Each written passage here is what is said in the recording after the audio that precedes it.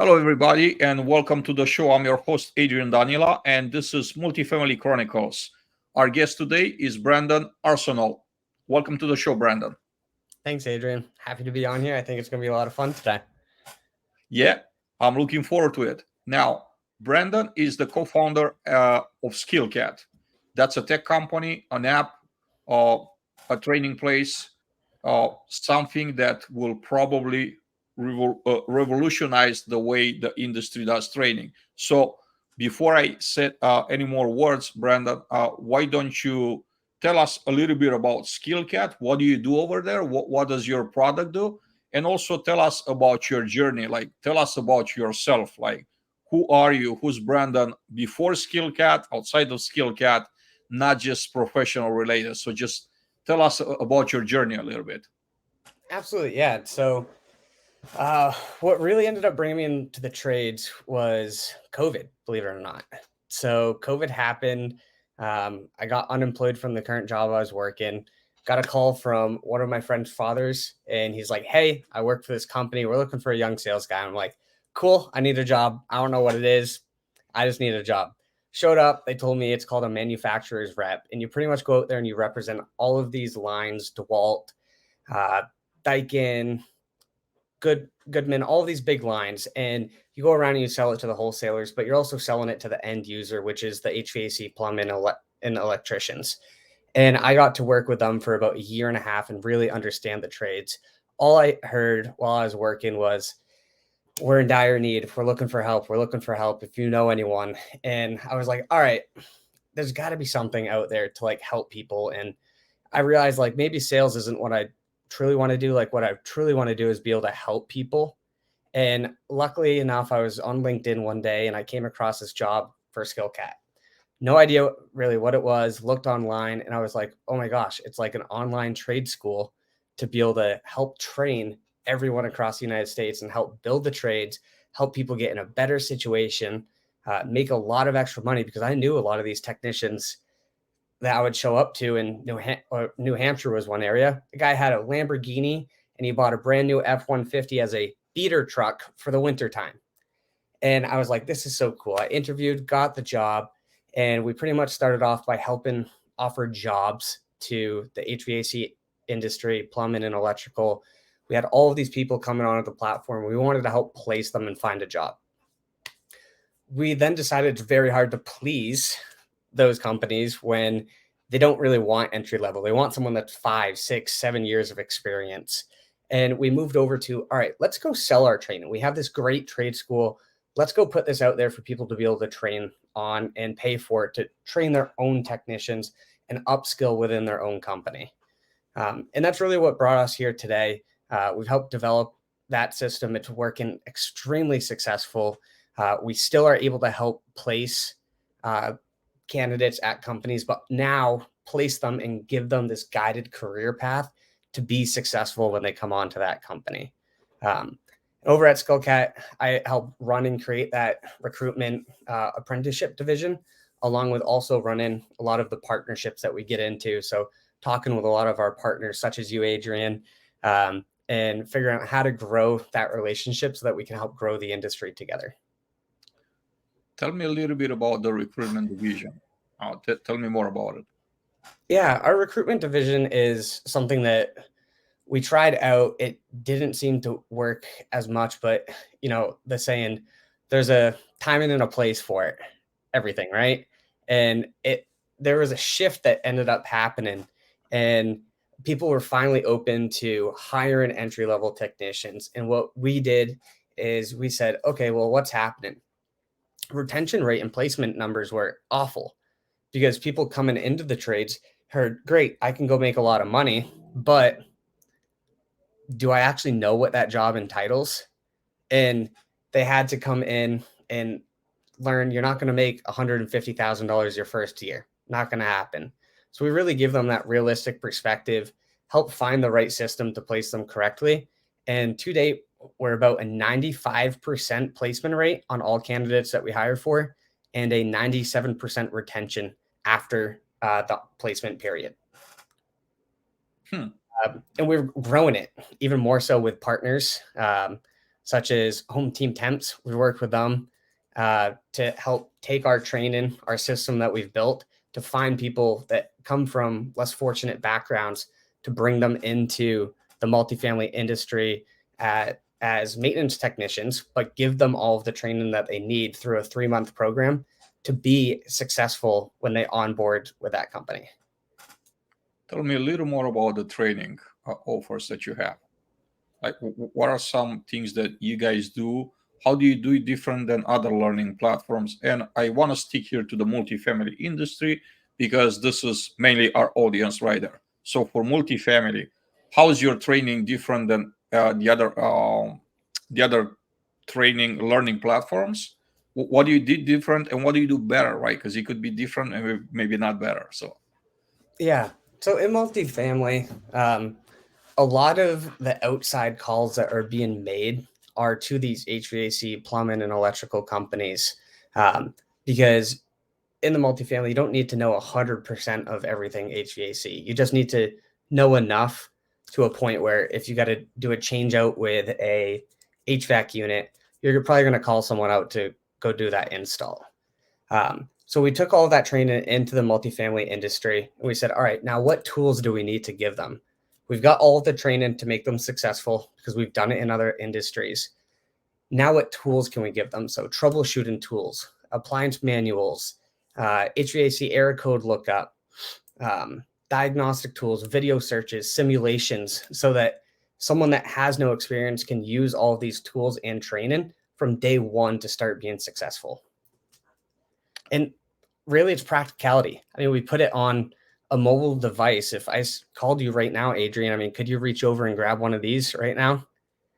Everyone has them within 5 feet. So we put it on a device that everyone has on them 24/7. People don't sleep 5 feet away from it at night.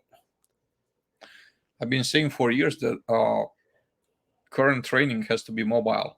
You should be able to take the training with you, not to be stuck at like waiting in line at a leasing office for a computer to get freed up when a leasing agent goes to lunch and somebody else comes, back in office and they kick you off, and it's so hard to accomplish any type of training. Make it mobile.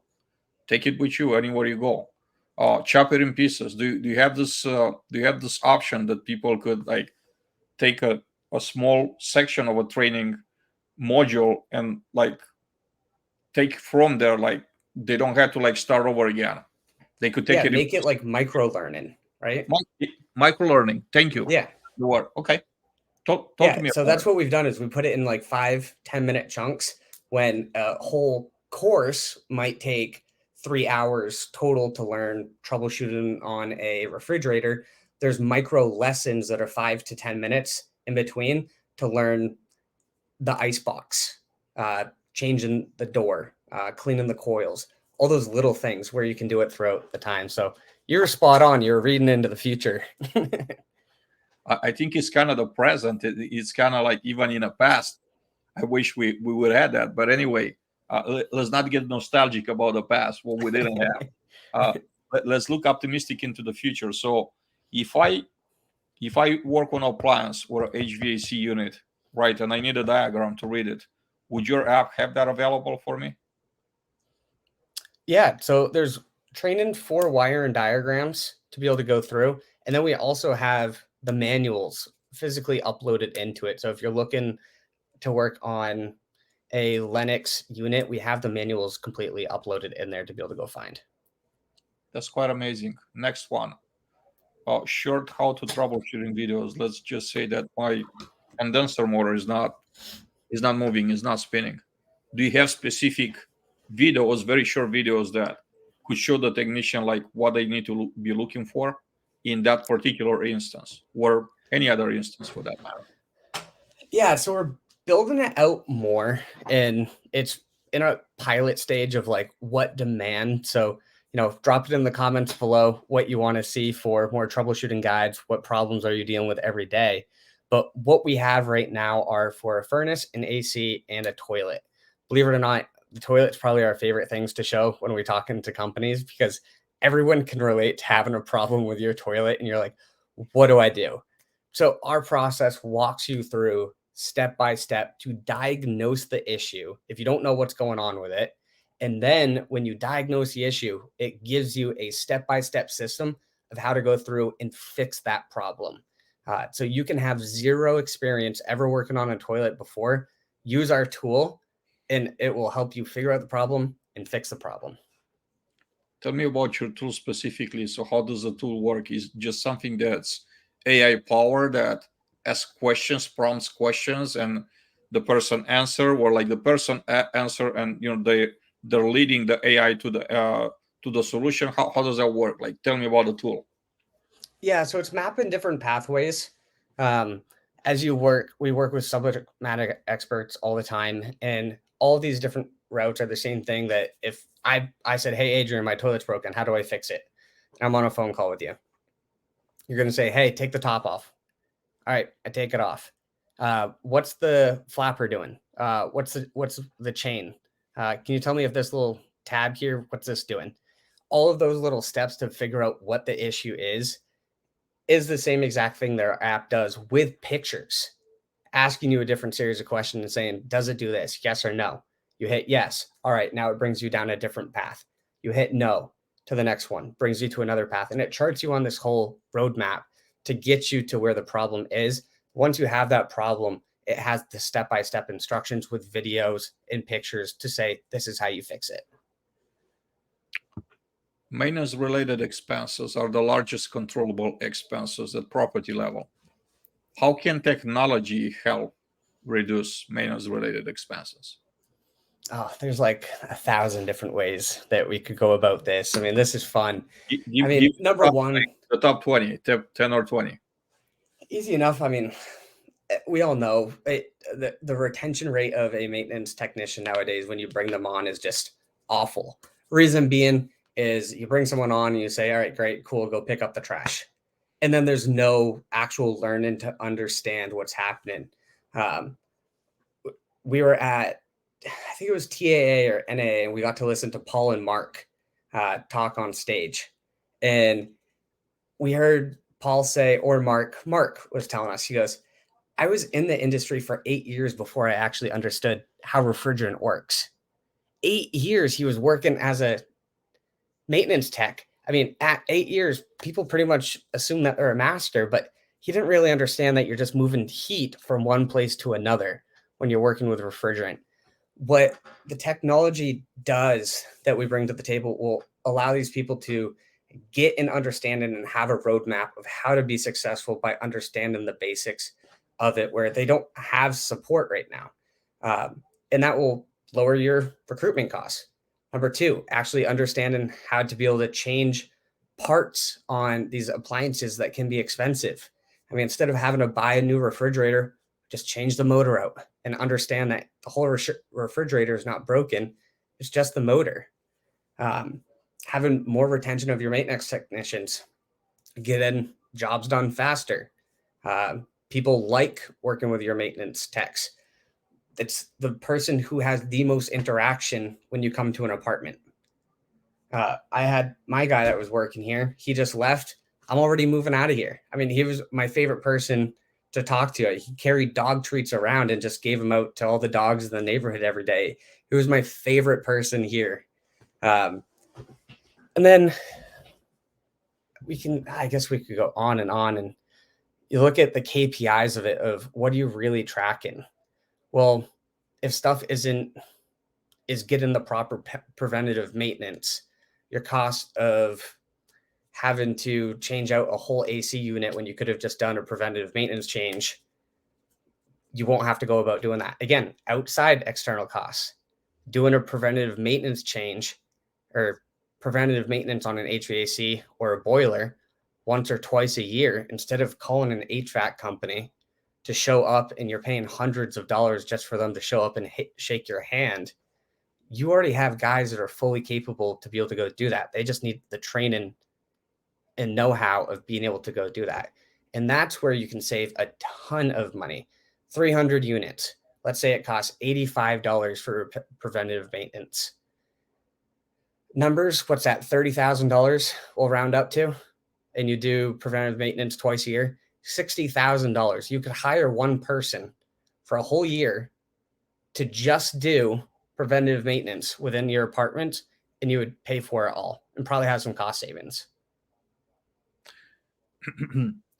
In your opinion, well, what do you see being the key challenges faced by the newcomers, the green folks that are entering the apartment maintenance field, and how can a training tool, a training app, can help them? Sorry. Yeah, I think the number one for newcomers coming in is probably the onboarding process. Of like I said before, you grab someone, you throw them to the wolves, and you say, all right, go pick up trash or porter for the next 3 months. Well, it's not going to be a real successful hire. And then at what point do they actually get trained so that they can move on to a make ready tech and then be an actual maintenance and then move from maintenance to a supervisor? So I think it dives into having a career path in the proper training to say, here's what you have to go through to get to this level, which will help with the retention and make it sound more attractive for people coming into the industry. Here's the typical scenario that I'm seeing in a tech world. A tech company starts up. First, they hire the people that know how to write code, developers, call them any fancy name you want. Secondly, they're gonna hire you, the salesperson. And then these two entities are the product. One builds the product, the other one sells the product. I'm not seeing anywhere in a picture the end user being represented. Is your tech piece different, and how is it different than the process that I described? First of all, Yeah, I mean, it's super easy for me to answer this question is we don't build anything for the companies. We started building this for the end user, the person who's actually using the device. What makes it easy for them to actually learn? Well, you got to put it in an app so that they don't have to log in and use their password every single time. Everything that we build here at Skillcat on the training, we always have the end user in mind. And honestly, it kind of bites us in the butt sometimes when we go to talk to these companies. But then the companies might go put it out to their users and they go, oh my God, I love it. I was just talking with Drew earlier, and he talked with a company. They're using another training platform, but all of their technicians don't use it. They're actually using Skillcat right now. So it was really cool to hear that because we built it for that end user. And we ask them constantly. We have one person calling them all day long asking for feedback. So to me, who wins in the market, the products that win in the market are not necessarily always the best products, but they're the best well-known products.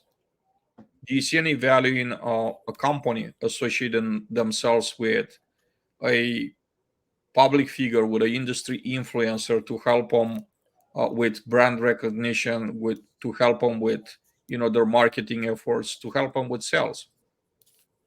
150%. There's this saying is it's not who you know, but it's who you know and who they know. I think that's very true in this industry and in this, not this industry and this world. I mean, social media nowadays, you can be 12 years old, have 10 million followers or subscribers on YouTube, and be at 12 years old making millions and millions of dollars just by doing toy reviews online. I think social media carries a ton of presence.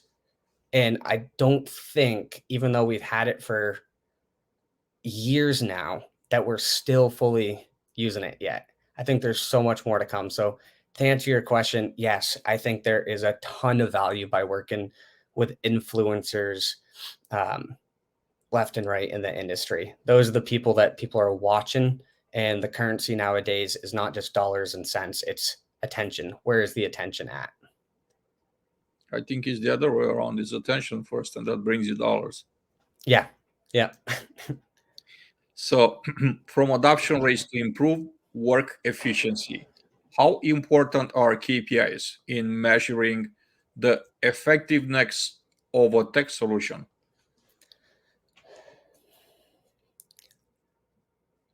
I think KPIs are very important, but I think they have to be set realistically.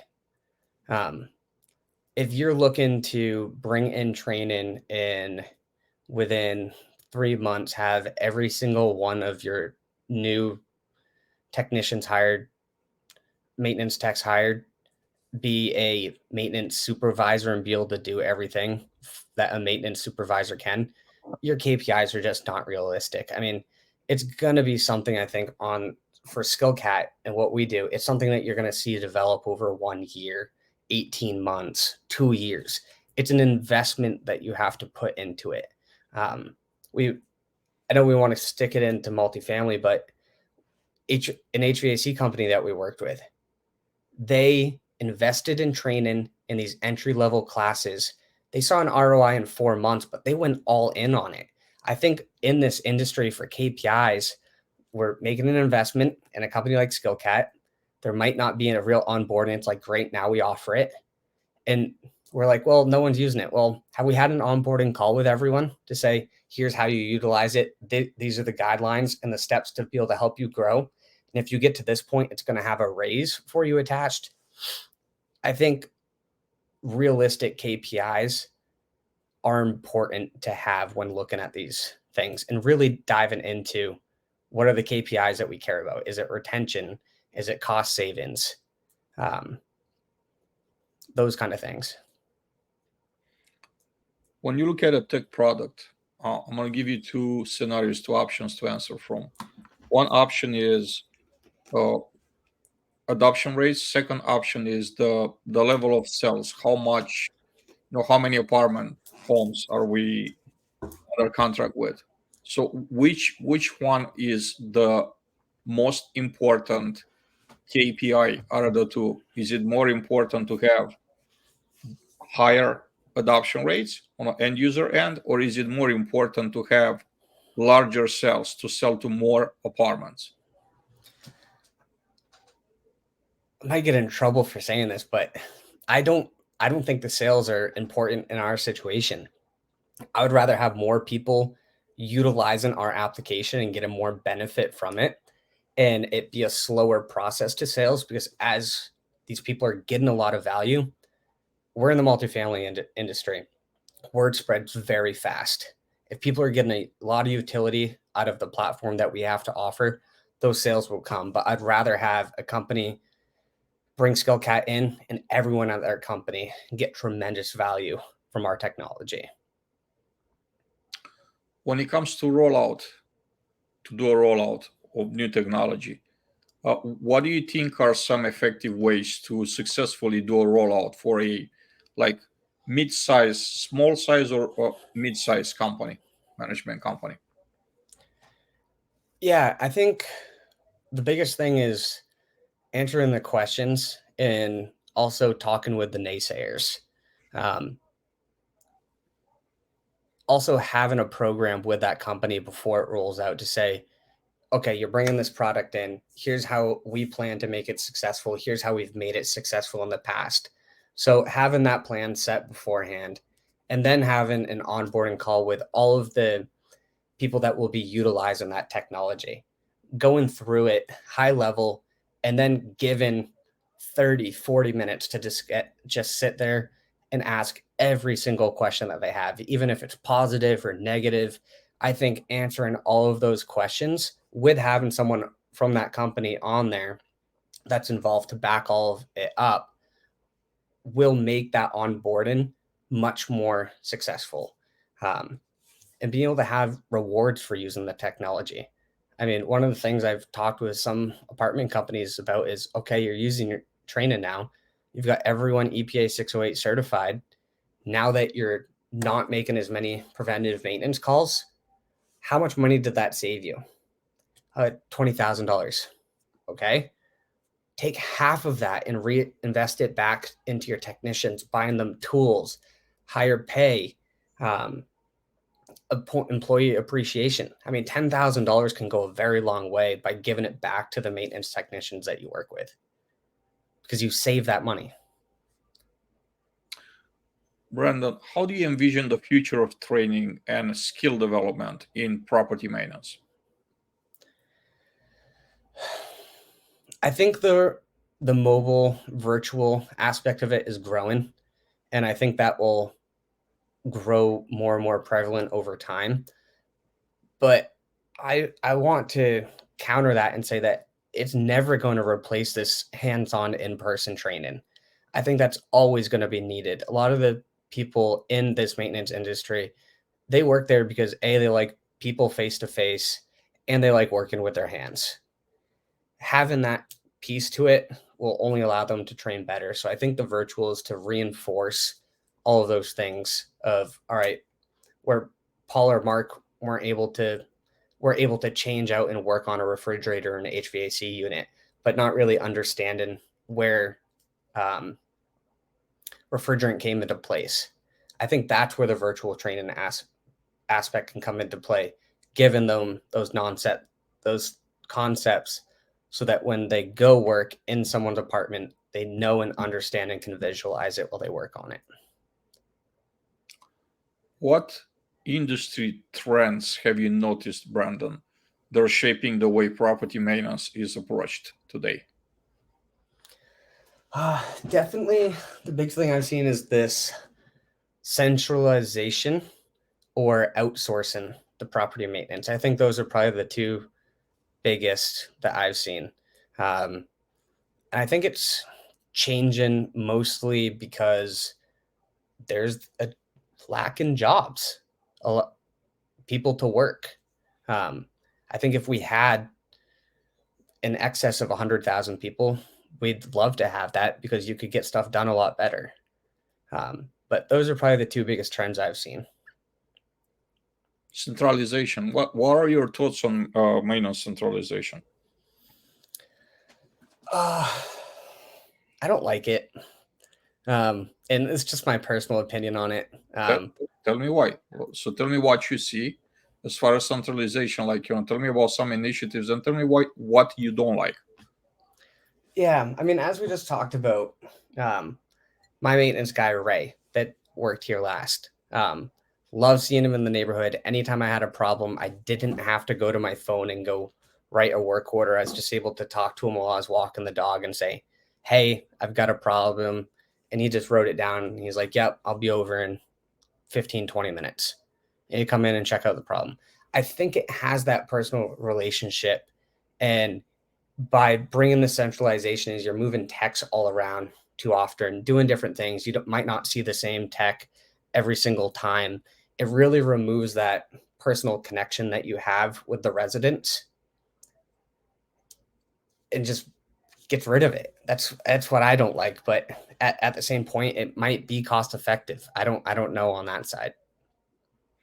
Yeah, as a my personal opinion, I don't think that's cost effective, because if you're just moving people around or like having people travel in between places, unless it's like very short traveling, like talking about like half a mile or something like that, how are you gonna make up? You're gonna make up for those efficiencies. And then there's an argument that there's a lot of waste that in the processes today. We could make it centralized and also like revamp the processes. But my counter question is, why don't you like make those processes better right now? And that's gonna eliminate the waste you're talking about, and you don't need centralization. That's just kind of matter of personal opinion there. Completely agree with you. And you're right, because someone works an average of an 8-hour day, 5 days a week. If they're in the car traveling from property to property, and let's say in the car between going to getting parts in the morning, or if they forgot something, that's 2 hours wasted in their day. 25% of their day is gone. I mean, that's a huge loss. In terms of knowledge and expertise, Brandon, what gaps do you believe exist in a current apartment maintenance training landscape? It's a tough one. Some of the problems I think that we have in the multifamily industry between training and hands-on is probably a location where you can get both of that. Um, a lot of the time it's all right, here's your virtual training, go sit in the classroom. and just go learn. All right. And then next week, you're kind of out there working in your apartment with a mentor. I think being able to have the virtual component while you are in the field with a mentor is where SkillCat comes into play. And I think that's kind of the piece of what we're missing and why we're doing so well right now. And also, beyond just SkillCat, where else do you go to get training? That's industry training. Having these trade schools and centers across the United States for the maintenance industry, I think would be tremendous value. Tell me about some innovative teaching methods or approaches that could revolutionize how technical skills are taught in general. Do you mind saying that one more time? Tell me about how innovative teaching methods or approaches could revolutionize how technical skills are taught.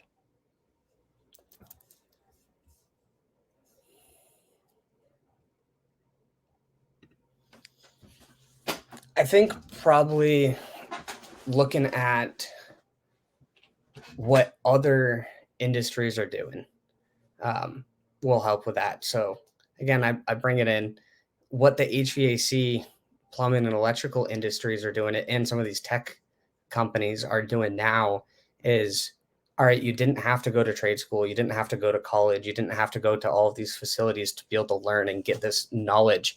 I think it's realizing that you don't need that full program anymore to get to the level that you need to be. That a 3-week, a 4-week program that's extremely accelerated, extremely concentrated in what you're going to be doing day to day for those weeks, full hour days. You're getting 150, 160 hours of training quickly could really help the maintenance industry. You used to have to go to trade school for 2 years. There's some programs out there in HVAC where in 10 weeks, you can be a preventative maintenance tech, zero debt, and have an earn to learn program. Replicating that into the multifamily industry, I think would offer a huge benefit. From all the people that you're training, from their feedback, tell me, what do you think are the best strategies, the most effective strategies in maintaining a balance between hands-on practical experience and theoretical knowledge, or let's just say training, right? When we train technicians.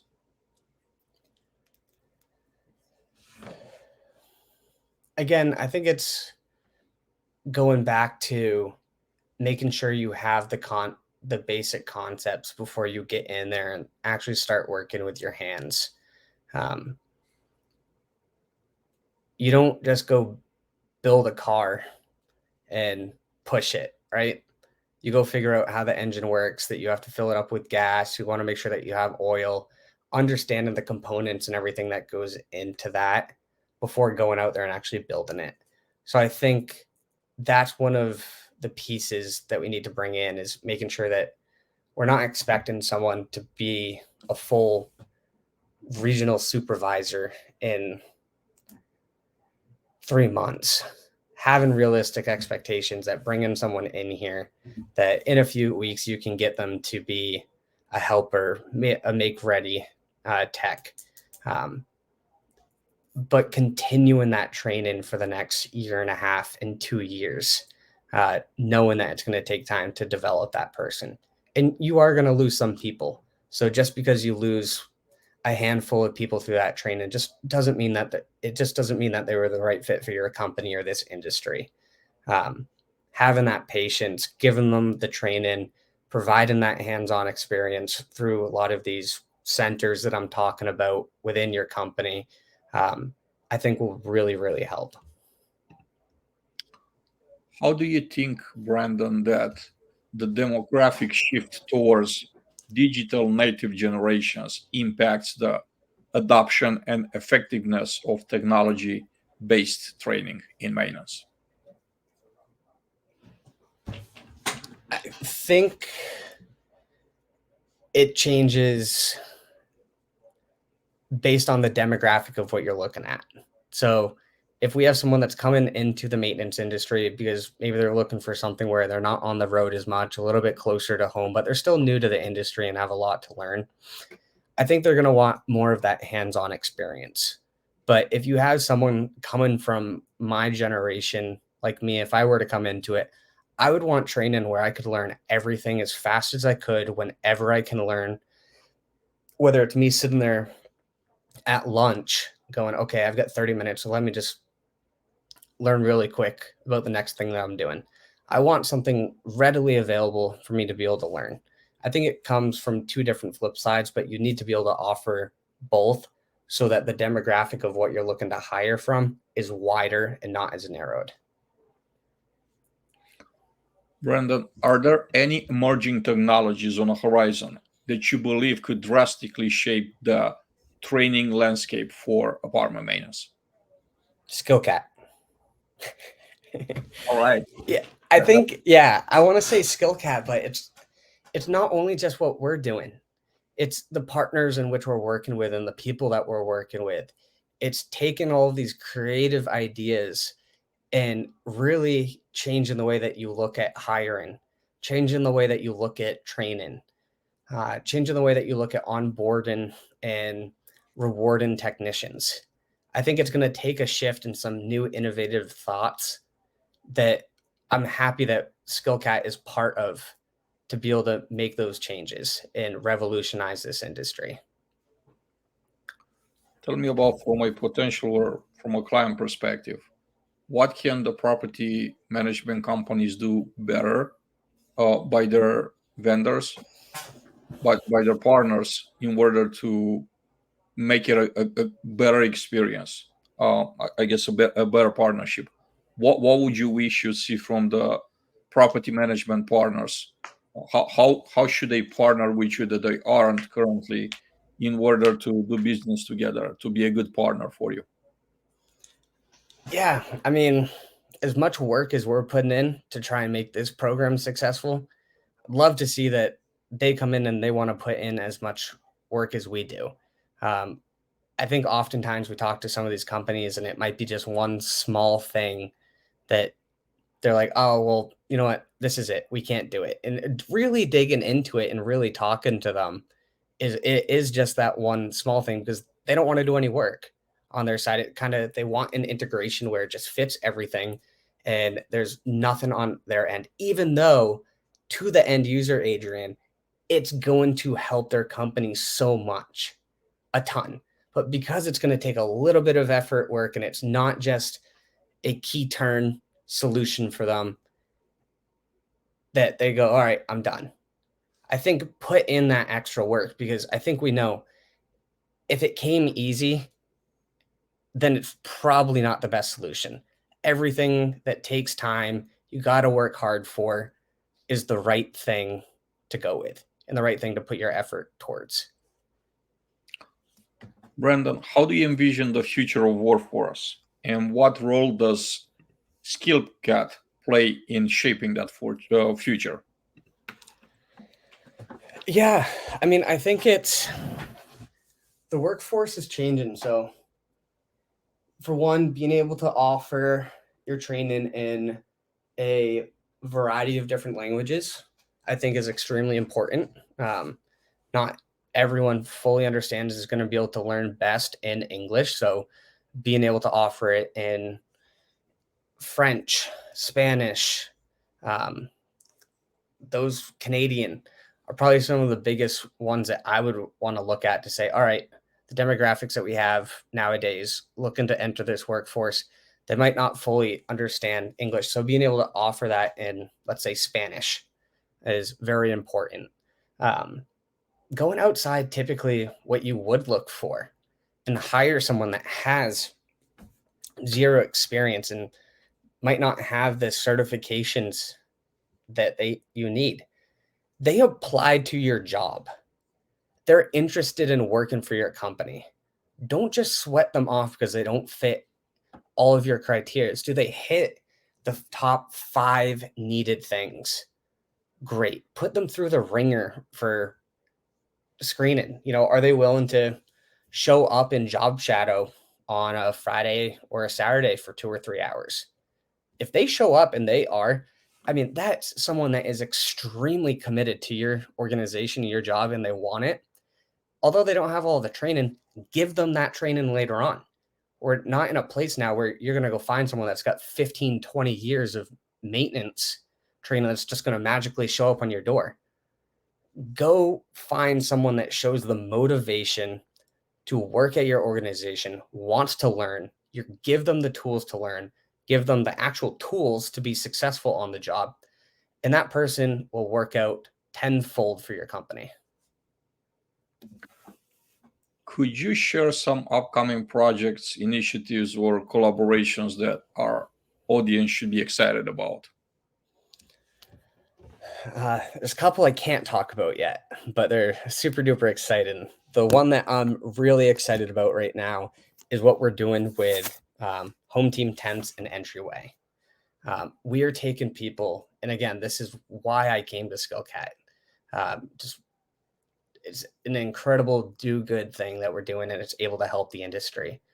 Finding people that come from a less fortunate background and haven't really been given all the tools in life to be set up for success. But luckily enough, we're able to come around and find entryway home team temps. Now we bring them in, we help find them a place to stay, give them the training, and help find a job at a place that they live and work at where they can make a living and support their family. It's removing homelessness, frictional housing. Countless times people want to change their lives. I've seen over and over happen. All it takes is a little bit of extra help, and that person will pay you back 50 times over taking a chance on them. That's probably the partnership I'm most excited about. Home Team Temps has been incredible to work with. Just had Jason on. Love working with Drew. Love working with the whole team. And I'm super excited that we're partnered with Entryway on this too, because they are just incredible on helping people. I see some of these videos and stories come out, and you truly are being able to change people's lives. Brandon, great conversation, super engaging. I've been looking forward to this conversation and also to your insights on prop tech, on what you're doing over there at SkillCat. I think you guys are doing an amazing job. Honestly, that's the main reason why I want to have you on. In closing of our conversation today, any thoughts, any closing thoughts? Do you like to answer a question you wish I would have asked, or just share anything with the audience that you don't have the opportunity to do in our conversation? Yeah, one of the things, just put it to the multifamily industry, is just look outside the box. There's great platforms out there in this tech industry that they're smaller, but they will help your organization like crazy. Same thing for a lot of the consultants and influencers in this industry, like Adrian. Talk to them. They can work by themselves because they know a lot of information. If you're a tech company out there, a multifamily company looking to grow and looking to expand your profits, your knowledge, and looking for other tech platforms, talk to Adrian. I'm so lucky that I got to meet him multiple times now, and every time I talk to him, he offers absolutely tremendous insights. So that's my leaving message is if you're a company looking to grow, talk with Adrian. He's so full of knowledge. Thank you kindly, Brandon. How can the audience get in touch with you? How can they reach out to you, or to talk about SkillCat, or just about anything else? How can they get in touch with you? Comment down below. I'll be watching it. I'll be very happy to see. Hopefully I offered some insights and was able to share some really cool information. So they can reach out there, or they can send me an email at Brendan, BRENDAN, at skillcatapp.com. I'm happy to answer all questions and talk with anyone. This is multifamily. and it's a big family. So I'm happy to talk with anyone. Brandon, thanks again for taking time out of your busy day. It was amazing having you here today. We hope to get you back here sometimes down the line. Everybody, thank you so much for watching. This is Multifamily Chronicles. I'm your host, Adrian Danila, and I hope to see you back here soon. Have a great day. Bye.